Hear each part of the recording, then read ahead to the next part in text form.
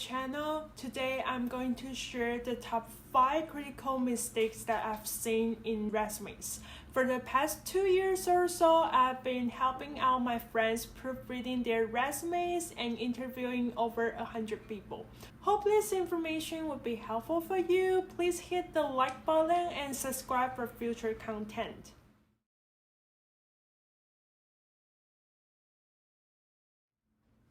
First of all, I would like to bring up the most common and fatal mistakes that I've seen so far, which is typos and grammatical error. If you would like a professional job, it is important for you to have a professional resume. The best way for you to avoid this type of mistake is to have your resume to be proofread by other people. They could be your friends, family members, or career consultants at your school. Normally, I would suggest at least have 3 to 5 people proofread your resume before you submit it, just to be sure that you have your resume absolutely error-free.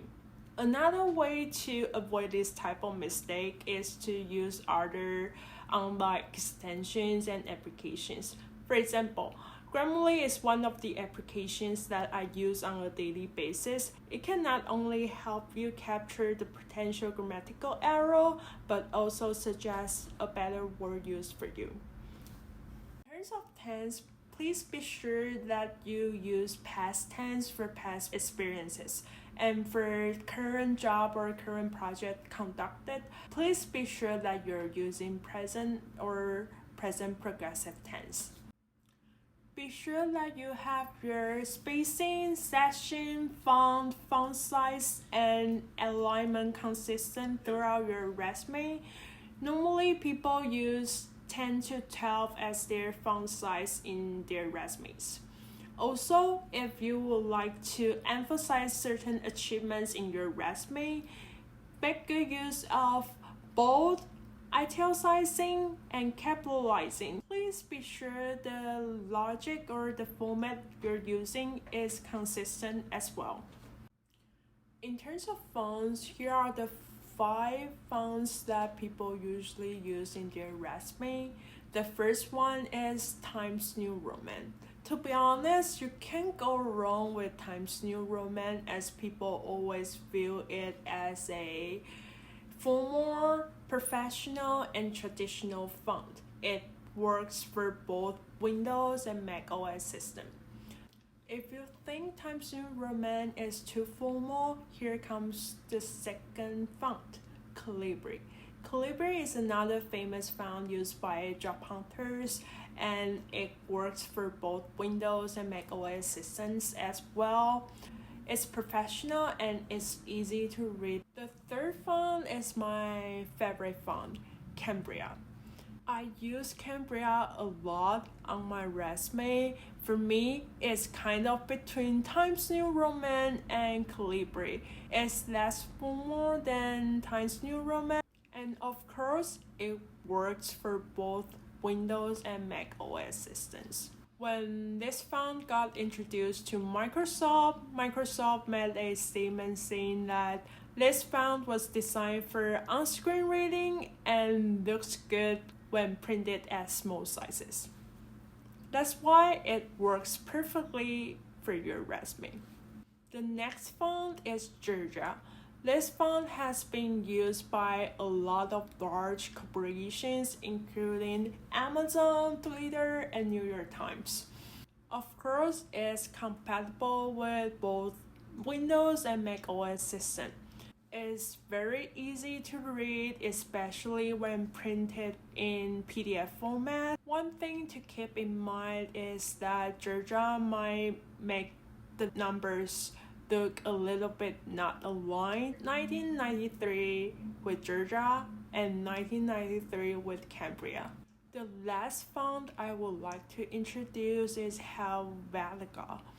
You might be familiar with this font if you're using Mac, as most of the applications in Mac, their default fonts are Hal Valuable. However, it might not be available for most of the Windows system. So if you would like to share your resume with this font, be sure that you save it as a PDF format.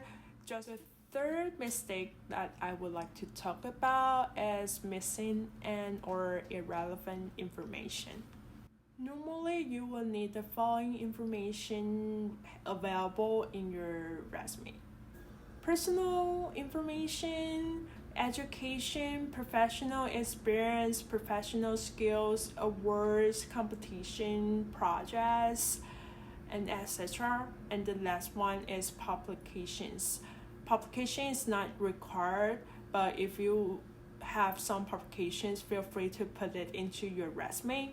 There is no right or wrong answers in terms of order, because different jobs have different preference in terms of order, so feel free to arrange the order accordingly based on your needs. However, I've seen some of the people putting irrelevant information on their resume. If you cannot relate your experience with the job that you're seeking for, I highly recommend you to leave that out. In addition, some people will put their personal hobby in their resume, such as running, baking, singing, and etc. Personally, I won't put my personal hobbies into a resume when it comes to professional job hunting.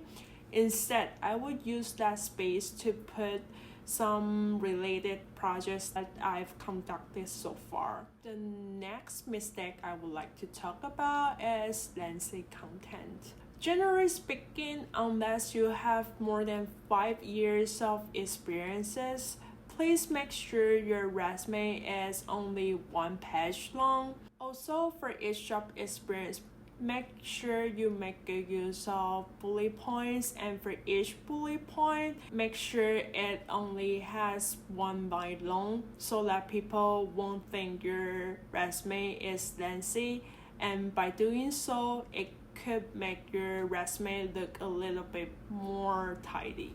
Last critical mistake that I would like to talk about is vague experience. Please quantify your experience as much as you can. And today I'm going to share my personal secret formula. I came up with it on my own, but today I'm going to share it with you for free. Here is the magic formula. As you can see, I use verb at the very beginning of each sentence. The reason why I'm using verb is to make the statements as strong as possible.